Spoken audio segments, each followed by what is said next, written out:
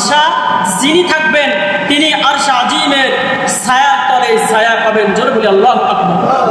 এখন ন্যায়পরায়ণ বাদশাহ আমাদের পৃথিবীতে আমি যদি বলি যে 0.0000, আচ্ছা বলুন তো পয়েন্টের পরে শূন্যর কোনো দাম আছে? জোরে কথা বললেন আছে? শূন্যর কোনো দাম নাই। মানে আমাদের পৃথিবীতে বর্তমানে ন্যায়পরায়ণ বাদশাহ নাই বললে চলে। আমাদের পৃথিবীতে বর্তমান জালেম বাদশার অভাব নেই। কথা বলুন ঠিক কিনা? যেমন আমরা একটা জালেম বিদায় করেছি, উনি হাসিনা আমাদের থেকে বিদায় নিয়েছে, সে তো 1 নম্বর জালেম। 5 নম্বর জালেম? 1 নম্বর জালেম। তার কারণ যারা মানুষ হত্যা করে, মানুষ খুন করে, তারাই হচ্ছে পৃথিবীর মধ্যে সবচাইতে কাফের, সবচাইতে বড় জালেম। এটা আল্লাহর কথা। কার কথা? আল্লাহর কথা।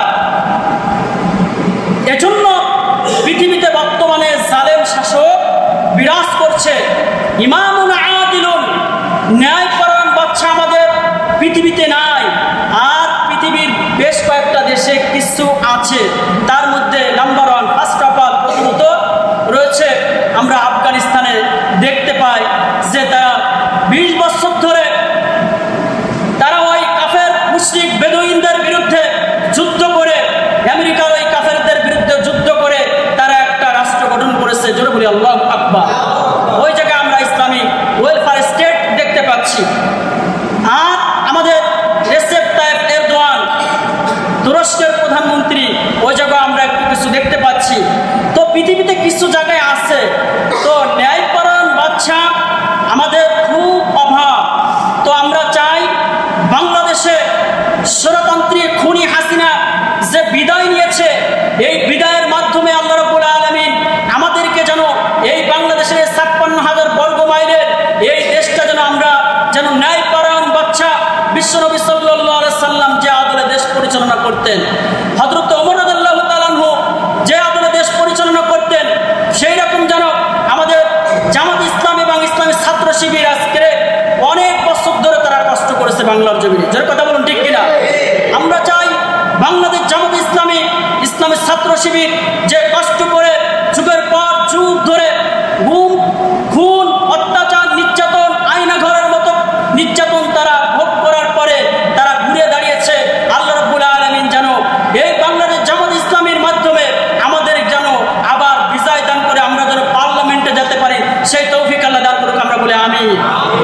আজকে আমরা যদি ইসলামী রাষ্ট্র, একটা ওয়েলফেয়ার স্টেট, একটা কল্যাণমূলক যদি রাষ্ট্র যদি পাই, তাহলে সেই জায়গায় মানুষ শান্তিতে থাকবে না অশান্তিতে থাকবে? বলুন তো, শান্তিতে থাকবে। আজকে ফ্যাসিবাদ যেভাবে খুনি হাসিনা এই 15-16 বছর ধরে দেশ পরিচালনা করেছে, আপনারা বলুন, আপনারা সাধারণ নাগরিক হিসেবে বলুন, আপনারা শান্তিতে কি ঘুমাতে পেরেছেন? শান্তিতে ঘুমাতে পেরেছেন? শান্তিতে কোথাও কি যেতে পেরেছেন? শান্তি থেকে আপনার মত প্রকাশের সুযোগ পেয়েছেন? আপনি শান্তিতে কোনো মিছিল, মিটিং, যে জায়গায় আপনি যে গিয়েছেন, তখন আপনার মনের মধ্যে একটা ভয় কাজ করেছে কিনা? তো আল্লাহ রাব্বুল আলামিন এই খুনি ফ্যাসিবাদের হাত থেকে আমাদেরকে যে রক্ষা করলেন, আমরা সকলে মিলে সে রবের কাছে বড় করে একটা শুকরিয়া আদায় করি, বলি আলহামদুলিল্লাহ।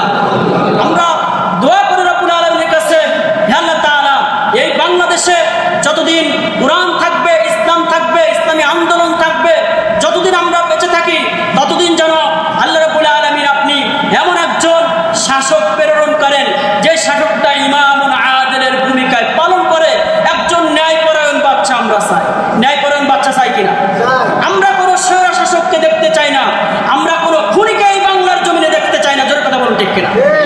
আমাদের এই দেশ অনেক রক্তের চড়াই উতরায় আমাদের এই দেশটা স্বাধীন হয়েছে। আজকে হাজার হাজার ছাত্রদের জীবনের বিনিময়ে আমরা এই দেশটা স্বাধীন পেয়েছি। জোরে কথা বলুন ঠিক কিনা?